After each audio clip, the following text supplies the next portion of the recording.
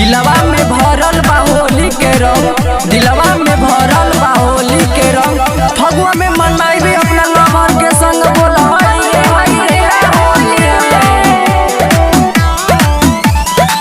सपना recording studio Garhwa.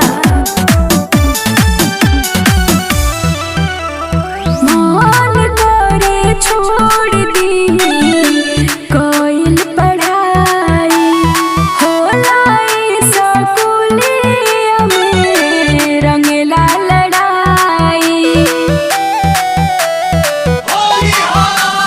मान करे छोड़ दी कोइल पढ़ाई, होलाई स्कूलिया में रंगला लड़ाई।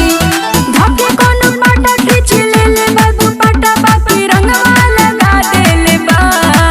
कि हमरा अखिया के सामने ये जान रंगवा लगा देले बा। हमरा अखिया के सामने ये जान रंगवा लगा देले बा। हमरा अखिया के सामने ये जान रंगवा लगा देले बा। रंग लेके चले जा बेटा, उन्हें देखा जाती है। चल चल रे छोटवा चल, लूटा भैया तोरा तानी। हमरा अखिया के सामने ये जान रंगवा लगा म्यूजिक बाय अनूप कुशवाहा।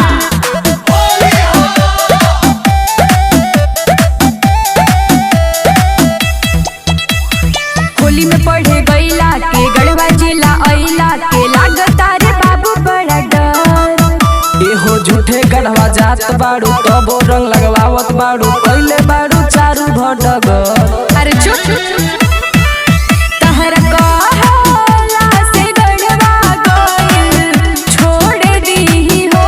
तो बोलो तहरा चलते पंकज के हाथ धके तोड़ दी हो। तोड़ दा तहर पागल बाटे मती बदरी कइलक दूरा गदी, बाकी रंगवा लगा देले बा।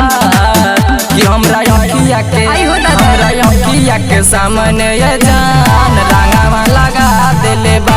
हमरा अखिया के सामने ये जान रंगवा लगा देले बा।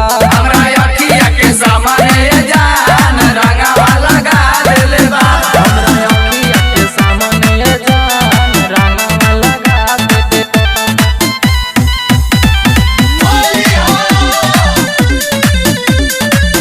Music by Anup Kushwaha.